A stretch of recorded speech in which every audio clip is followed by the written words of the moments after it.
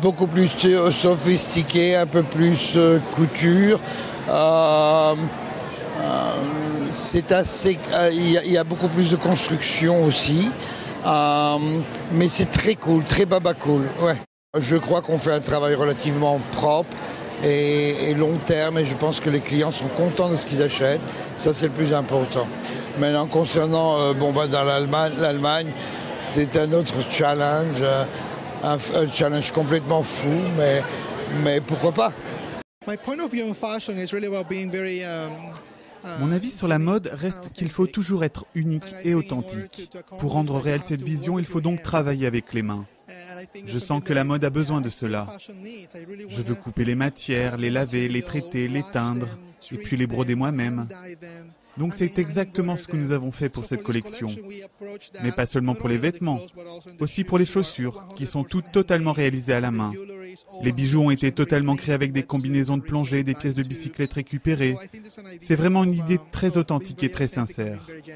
Toutes les matières qu'on voit dans mon défilé sont à base de couleur blanche. La collection entière était en blanc, et nous avons teint chaque pièce à la main. C'est cool de faire du soir, et de le rendre un peu plus sexy. Je pense qu'à partir du moment où vous perdez votre sex appeal, vous ne vous sentez plus vraiment vous-même. Il est important de la voir. Il faut bouger avec une robe, la sentir et provoquer aussi. Vous voulez provoquer les gens, mais en même temps rester chic. Parce que je suis une femme et que je porte mes vêtements, je pense continuellement à créer de nouveau. Avoir une armoire remplie de vêtements en noir pour l'hiver, cela me semble une évidence. Pour une collection estivale, je voulais investir plus en légèreté. Et lors de ma précédente collection printanière, je n'étais pas totalement satisfaite. J'ai voulu cette fois-ci baisser la longueur des robes et continuer ce voyage, avec un côté un peu plus artisanal. J'ai commencé à travailler avec une palette de couleurs bien définie et tout le défilé est dans la même tonalité. Cette saison, c'est l'idée d'une romance brute, la nature, le bois et les roches et l'herbe et les mauvaises herbes. Tout cela coupé dans de la mousseline. Je voulais avoir plein de mousseline, donc j'ai tout travaillé comme si c'était de la mousseline pour tout.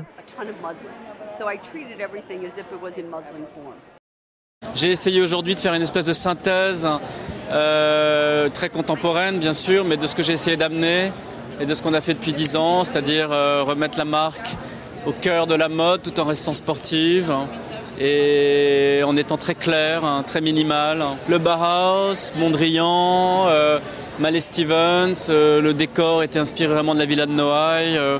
Parce que voilà, quoi, c'est... Et en même temps un petit côté 80 qui fonctionne très bien avec d'ailleurs, donc voilà.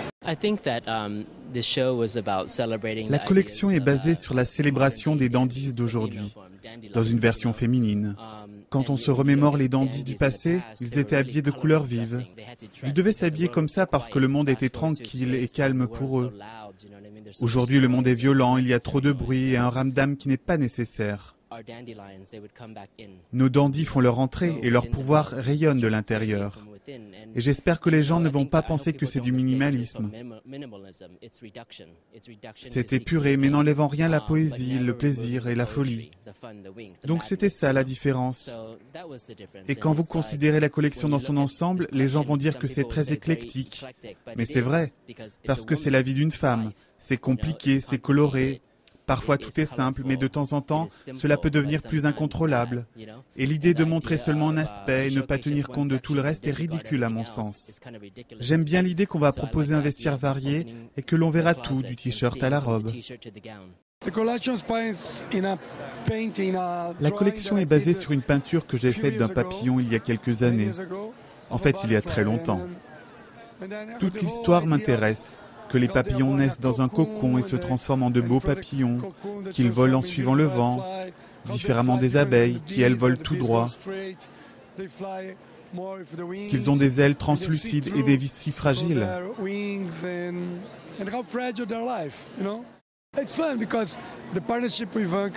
On s'est amusé parce que cette association avec Ivanka Trump était plutôt sympa, parce qu'on vient de mondes complètement différents. Mais New York, c'est tout à fait ça. Réunir les mondes différents, justement. Donc c'est beau, j'adore sa joaillerie. Elle perturbe l'esprit traditionnel, comme elle dit, et c'est assez sophistiqué. Nous avons partagé un bon moment.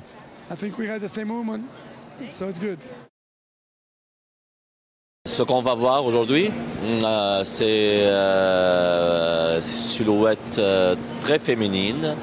Elle est un peu sculptée sur le corps, sans que ça soit rigide. Donc, ce que j'ai fait, ce sont des lanières en biais, donc qui bougent avec le corps. Et puis, ça donne une structure très belle. Et puis, on a aussi des choses un peu fluides, genre un drapé en jersey lamé, qui aussi sculpte le corps, mais différemment. C'est tout à travers nos yeux, à travers mon équipe et moi-même. Ce sont nos mémoires, nos sentiments. Et bien sûr, c'est aussi dans la façon dont on habille les filles. Les coiffures Grace Coddington étaient vraiment une inspiration. Les photographies de Barry Lategan, David Bailey, les New York Dolls, Fassbinder, Hannah Shigula. Il y avait plusieurs références aux vedettes de films, aux filles de la Factory d'Andy Warhol, le glam rock, enfin tout. Même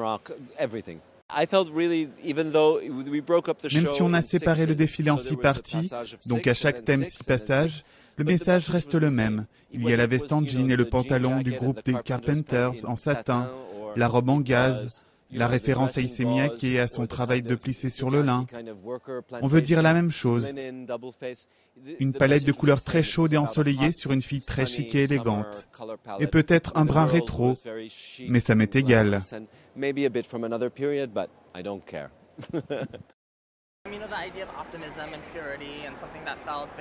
Les idées d'optimisme, de pureté, d'honnêteté m'ont toujours intrigué.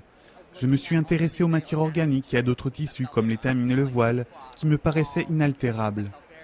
J'ai été également très préoccupé par la construction avec l'installation dans notre nouveau bureau, mon nouvel appartement et ma première boutique.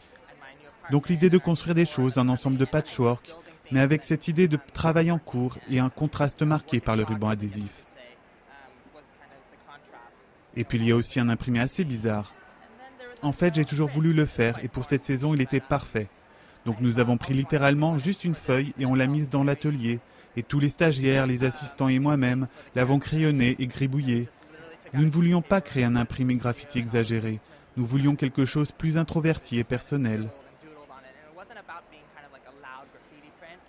Un peu comme l'idée de la fille qui a gribouillé sur son plâtre ou ses jeans à l'école.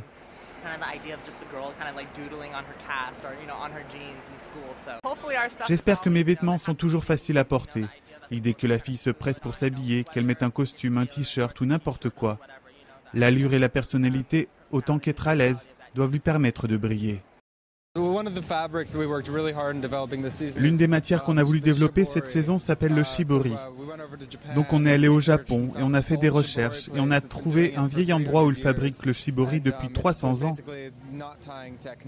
C'est une technique qui consiste à nouer des nœuds, les teindre et puis après on les dénoue. Ça crée cette texture. Cette matière est très légère, douce comme de la mousseline. On a vraiment souhaité ces mélanges de textures et c'est vraiment le thème pour toute la collection.